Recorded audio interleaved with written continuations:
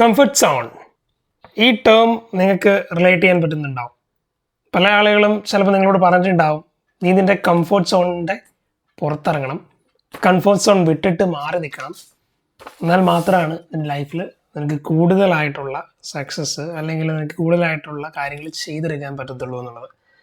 ഇത് നിങ്ങൾക്ക് റിലേറ്റ് ചെയ്യാൻ പറ്റുന്നുണ്ടെങ്കിൽ ഞാൻ എൻ്റെ കംഫർട്ട് സോൺ ബ്രേക്ക് ചെയ്ത ഒരു സ്റ്റോറിയിൽ നിന്ന് സ്റ്റാർട്ട് ചെയ്യാം. ഞാൻ നാട്ടിൽ ജനിച്ചു വളർന്ന് നമ്മൾ പഠിച്ച് നമ്മളവിടെ തന്നെ നിൽക്കാൻ ആഗ്രഹിച്ചൊരു വ്യക്തിയാണ്. പക്ഷേ സാഹചര്യങ്ങൾ കൊണ്ട് കാനഡ എന്നുള്ള ഒരു വലിയ രാജ്യത്തിലേക്ക് പോകേണ്ട ഒരു സിറ്റുവേഷനൊക്കെ വന്നു. അപ്പോൾ അത് എന്നെ സംബന്ധിച്ചിടത്തോളം വലിയൊരു കംഫർട്ട് സോൺ ബ്രേക്കായിരുന്നു. കാരണം വീട്ടിനകത്ത് നമ്മൾ നിൽക്കുമ്പോൾ വീടിൻ്റെ ചുറ്റുപാടും നമുക്ക് എല്ലാ കാര്യങ്ങളും സുപരിചിതമാണ്. നമ്മുടെ ഭാഷ, നമ്മുടെ ഭക്ഷണം, നമ്മുടെ കൂട്ടുകാർ, നമുക്കറിയാവുന്ന കാര്യങ്ങളാണ് എല്ലാം. വാർത്തകളെല്ലാം നമുക്ക് വളരെ റിലേറ്റബിൾ ആണ്, ആളുകളെല്ലാം നമുക്കറിയാം. അങ്ങനെ ഒരുപാട് അഡ്വാൻറ്റേജസ് ഉണ്ടായിരുന്ന ഒരു സ്ഥലത്ത് നിന്ന്, ഒരു കൊച്ചു ഗ്രാമത്തിൽ നിന്ന് എന്നെ പറിച്ചിട്ട് കാനഡയിൽ നിന്ന് ഒരു വലിയ രാജ്യത്തിലേക്ക് കൊണ്ടുപോയിട്ടപ്പോൾ ശരിക്കും പറഞ്ഞു കഴിഞ്ഞാൽ ഒരു ബിഗ് കംഫോർട്ട് സോൺ ഷിഫ്റ്റാണ്. ഒരു വലിയൊരു ഷിഫ്റ്റാണ് എനിക്ക് ഉണ്ടായത്.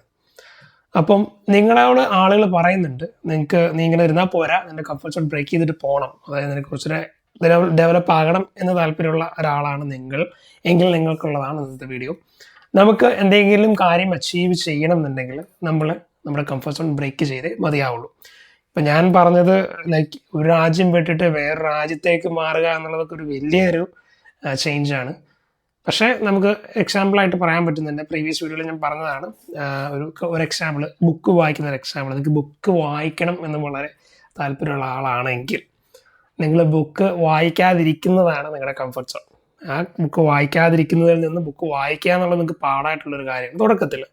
പക്ഷെ ആ ഒരു ഡിസ്കംഫേർട്ടാണ്. ആ ഡിസ്കംഫേർട്ട് നിങ്ങളത് പ്രാക്ടീസ് ചെയ്താൽ, ഒരു 21 ദിവസം നിങ്ങൾ പ്രാക്ടീസ് ചെയ്ത് കഴിഞ്ഞാൽ, ഒരു പേജ് അല്ലെങ്കിൽ 5 പേജ് വെച്ച് ഡെയിലി വായിച്ചു കഴിഞ്ഞാൽ 21 ദിവസം കൊണ്ട് നിങ്ങൾക്ക് ഏകദേശം 5 പേജ് വെച്ചാൽ വായിക്കുന്നത് നിങ്ങൾക്ക് ഒരു 100 പേജ് എടുത്ത് നിങ്ങൾക്ക് വായിക്കാൻ പറ്റും. 100 പേജിൻ്റെ ഞാൻ നേരത്തെ എൻ്റെ വീഡിയോയിൽ കാണിച്ച ബുക്ക് ഞാൻ ഒന്നുകൂടെ കാണിക്കാം. ഇവിടെ ഹൂ മൂവ്ഡ് മൈ ചീസ് എന്നുള്ള ബുക്ക് 100 പേജേ ഉള്ളൂ, 94 പേജേ ഉള്ളൂ ടു ബി എക്സാക്ട്. അതിനകത്ത് ഇൻഡെക്സ് ഇതൊക്കെ മാറ്റി കഴിഞ്ഞാൽ കൂടി 80 പേജ് ഉള്ളൂ. വെറും 20 അല്ലെങ്കിൽ 10 ദിവസം കൊണ്ട് നിങ്ങൾക്ക് ഈ ബുക്ക് വായിച്ചു തീർക്കാൻ പറ്റും. അപ്പം ഒരു ബുക്ക് വായിക്കുക എന്നുള്ളത് നിങ്ങൾക്ക് താല്പര്യമുള്ള കാര്യമാണ്, നിങ്ങൾക്ക് വായിക്കാൻ പറ്റണില്ല.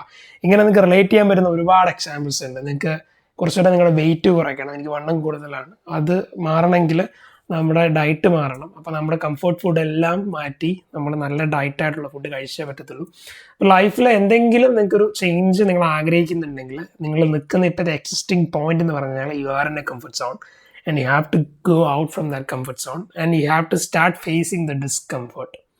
ഡേവിഡ് ഗോഗിൻസ് പറഞ്ഞ ഒരു വേർഡ് ഞാനിവിടെ പറയാം. അപ്പോൾ അത് വളരെ റിലേറ്റബിൾ ആണ്.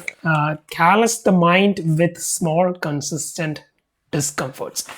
ഇത് മനസ്സിലായില്ലെങ്കിൽ ഞാൻ അതിൻ്റെ മലയാളത്തിലുള്ള കാര്യം പറയാം. കാലസ് ദ മൈൻഡ് എന്ന് പറഞ്ഞു കഴിഞ്ഞാൽ നമ്മുടെ മൈൻഡിനെ ട്രെയിൻ ചെയ്യുക എന്നുള്ളതാണ്. അതായത് ചെറിയ കൺസിസ്റ്റൻ്റ് ആയ ഡിസ്കംഫേർട്സ്, കൈകാരം വിരൽ കാരണം കാണാൻ പറ്റുന്നില്ല എന്നറിയാം, ഡിസ്കംഫേർട്സ് വെച്ചിട്ട് നിങ്ങൾ നിങ്ങളുടെ മൈൻഡിനെ ട്രെയിൻ ചെയ്യുക എന്നാണ് ഡേവിഡ് ഗോഗിൻസ് പറഞ്ഞത്. അപ്പോൾ ഇത് ചെയ്യാൻ വേണ്ടിയിട്ട് ഞാൻ ചെയ്ത ഒരു 3 സ്റ്റെപ്സ് ഉണ്ട്. ആ 3 സ്റ്റെപ്സ് കൂടെ ഞാൻ നിങ്ങൾക്ക് പറഞ്ഞുതരാം. This is very easy to do. നിങ്ങൾക്ക് പേടിയുള്ള 7 കാര്യങ്ങൾ, നിങ്ങളെ സ്കെയർസ്, ലിസ്റ്റ് 7 ടൈനി സ്കെയർസ്, നിങ്ങളെ പേടിപ്പെടുത്തുന്ന 7 കാര്യങ്ങൾ നിങ്ങൾ എഴുതുക. അത് ചെറിയൊരു കാര്യമായാലും മതി, വലിയൊരു കാര്യം വേണമെന്ന് ഒരു നിർബന്ധമില്ല. എൻ്റെ സിറ്റുവേഷനിൽ ഞാൻ പറഞ്ഞില്ല, ഞാനൊരു മലയാളത്തിലെല്ലാം സംസാരിച്ചിരുന്ന സ്ഥലത്ത് നിന്ന് നേരെ ചെന്ന് വീഴുന്നത് Canada, like Canadian English speaking ഒരു സറൗണ്ടിങ്ങിലാണ്. അവിടെ ചെന്നപ്പോൾ നമുക്ക് അവർ പറയുന്ന, കനേഡിയൻസ് പറയുന്ന ഭാഷ മനസ്സിലാക്കാതിരിക്കുക, ബസ് കയറി പോകുമ്പോൾ ബസ് ഡ്രൈവറിനോട് സംസാരിക്കാൻ പേടി ഇംഗ്ലീഷിലേക്ക്. നമ്മൾ ആദ്യമായിട്ടൊരു നമ്മൾ പരിചിതമല്ലാത്തൊരു ഭാഷ നമ്മൾ സംസാരിക്കാൻ തുടങ്ങുകയാണ്. പക്ഷേ there is no other option, you have to do it, otherwise you won't survive. അപ്പം നിങ്ങൾക്ക് അതുപോലെ നിങ്ങളെ പേടിപ്പെടുന്നത്, നിങ്ങൾക്ക് ഇംഗ്ലീഷ് പറയാൻ മടിയാണ്, അത് നിങ്ങളെ പേടിപ്പെടുന്ന ഒരു കാര്യമാണ്. നിങ്ങൾക്ക് വെയിറ്റ് കൂടുതലാണ്, അത് നിങ്ങളെ പേടിപ്പെടുന്ന ഒരു കാര്യമാണ്. അല്ലെങ്കിൽ നിങ്ങൾക്ക് ബുക്ക് വായിക്കാൻ മടിയുള്ള ഒരാളാണ്, അത് നിങ്ങളെ പേടിപ്പെടുന്ന കാര്യമാണ്. ഇനി നിങ്ങൾക്ക് നന്നായിട്ട് ഒരു ഇൻസ്ട്രുമെൻ്റ് വായിക്കാൻ താല്പര്യമുണ്ട്, പക്ഷേ നിങ്ങൾ വായിച്ചു കഴിഞ്ഞാൽ എന്തെങ്കിലും നമ്മൾ ഫോൾ പ്ലേ ചെയ്ത് കഴിഞ്ഞാൽ ആളുകൾ കളിയാക്കും എന്നുള്ള പേടികളാണ്. ഇങ്ങനെ ലൈക്ക് വട്ട് എവർ എന്തൊക്കെയോ ചെറിയ നിങ്ങളെ പേടിപ്പെടുത്തുന്ന ഏതൊരു കാര്യങ്ങളും നിങ്ങൾ എണ്ണം ലിസ്റ്റ് ചെയ്യുക. എന്നിട്ട് നമ്പർ 2, 1 per day റൂൾ. അതായത് 1 per day, അതായത് അതിനകത്ത് 7 കാര്യങ്ങളുണ്ട് നിങ്ങൾക്ക്. അതിനകത്ത് നിങ്ങൾക്ക് കൂടുതൽ കംഫർട്ട്, ആ 7 കാര്യത്തിൽ കുറച്ചുകൂടെ കംഫർട്ട് തോന്നുന്നൊരു കാര്യം ഉണ്ടല്ലോ, അത് ഏതെങ്കിലും ഒരു ദിവസം ട്രൈ ചെയ്യുക.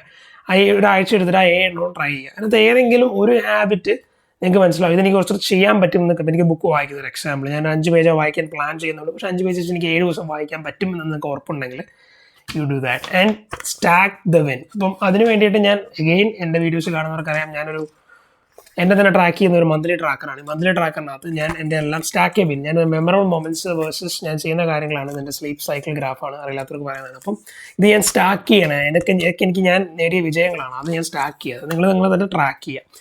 ഈ 3 കാര്യങ്ങളോട് നിങ്ങൾ ചെയ്ത് കഴിഞ്ഞാൽ you can definitely break that comfort zone. അപ്പോൾ ഡേവിഡ് ഗോഗിൻസ് പറഞ്ഞ ആ വേർഡ് ഞാൻ ഒന്നുകൂടെ പറയുകയാണ്, callus the mind with small consistent discomforts. നമുക്ക് ഇഷ്ടമല്ലാത്ത, നമുക്ക് ഡിസ്കംഫേർട്ടുള്ള ആ ഒരു സാധനം ചെയ്യുക. ഏതൊരു സിനിമയിലെ സിദ്ദിഖ് പറയുന്നത് പോലെ, അൻമരിയ കലിപ്പിലാണ് എന്നുള്ള സിനിമയാണെന്ന് എനിക്ക് തോന്നുന്നു, correct me if I am wrong. നമുക്ക് പേടിയുള്ള കാര്യങ്ങൾ വേണം നമ്മൾ കൂടുതൽ ചെയ്യാൻ. അത് നമുക്കത് ആഗ്രഹമുള്ളൊരു കാര്യമാണ് എങ്കിൽ, നമ്മളെ പേടിപ്പെടുത്തുന്നൊരു കാര്യമാണ്, നമുക്കത് ആഗ്രഹമുള്ളൊരു കാര്യമാണെങ്കിൽ നമ്മൾ അത് കൂടുതൽ ചെയ്യാനായിട്ട് ശ്രമിക്കുക. And you will get it done. ഇപ്പം ഞാൻ എൻ്റെ സിറ്റുവേഷൻ പറഞ്ഞു കഴിഞ്ഞാൽ, വർഷങ്ങൾക്ക് മുമ്പ് ഞാനിവിടെ കാനഡയിൽ വരുമ്പോൾ I had no experience in speaking in English. എനിക്ക് വലിയൊരു എഡ്യൂക്കേഷൻ ലോൺ എന്നുള്ളൊരു ബാധ്യത ഉണ്ടായിരുന്നു. Body was out of shape, വണ്ണം വെച്ചായിരുന്നു. ലൈക്ക് ഒരുപാട് കാര്യങ്ങളൊക്കെ നടന്നതിൽ നിന്ന് I changed myself. Like ഞാൻ ഇതിന് മുമ്പത്തെ വീഡിയോ പറഞ്ഞിട്ടുണ്ട്, 2 വർഷം മുമ്പ് വരെ ഞാൻ വായിച്ച ബുക്കുകളുടെ എണ്ണം 0. ഇപ്പം ഞാൻ 2.5 വർഷം കൊണ്ട് ഓൾമോസ്റ്റ് 25 ബുക്ക് വരെ വായിച്ചു തീർത്തു. അപ്പോൾ ഇത്രയും കാര്യങ്ങൾ, അത് മാത്രമല്ല എൻ്റെ വെയിറ്റ് കുറയ്ക്കാൻ എനിക്ക് സാധിച്ചു, എൻ്റെ എഡ്യൂക്കേഷൻ ലോൺ ക്ലോസ് ചെയ്യാൻ എനിക്ക് സാധിച്ചു, ഇൻവെസ്റ്റ്മെൻറ്റ്സ് സ്റ്റാർട്ട് ചെയ്യാൻ സാധിച്ചു, ഇംഗ്ലീഷിൽ വളരെ ഫ്ലുവൻ്റായിട്ട് സംസാരിക്കാൻ ഞാൻ പഠിച്ചു. ഒരുപാട് ഇപ്പം എവിടെ എന്ത് സിറ്റുവേഷൻ വന്നാലും അത് ഫേസ് ചെയ്യാൻ പഠിച്ചു, കോൺഫിഡൻസ് ബിൽഡ് ചെയ്യാൻ പഠിച്ചു, ഈ ചാനൽ സ്റ്റാർട്ട് ചെയ്യാൻ സാധിച്ചു. ലൈക്ക് വാട്ട് എവർ എന്നെ പേടിപ്പെടുത്തിരുന്ന പല കാര്യങ്ങളും എനിക്ക് അച്ചീവ് ചെയ്യാൻ സാധിച്ചത് ആ ചെറിയ ഡിസ്കംഫോർട്ട് ഞാൻ ഫേസ് ചെയ്തപ്പോഴാണ്. നിങ്ങൾക്കും ഇത് ചെയ്യാൻ പറ്റട്ടെ. അപ്പോൾ നിങ്ങൾക്ക് എൻ്റെ വീഡിയോസ് ഇഷ്ടപ്പെടുന്നുണ്ടെങ്കിൽ, ഐ എം ഡൂയിങ് മലയാളിഫൈങ് ലൈഫ് സ്കിൽസ്, ഇതുപോലത്തുള്ള കൂടുതൽ കാര്യങ്ങൾ അറിയാൻ താല്പര്യമുണ്ടെങ്കിൽ please do subscribe. See you guys in the next video. By.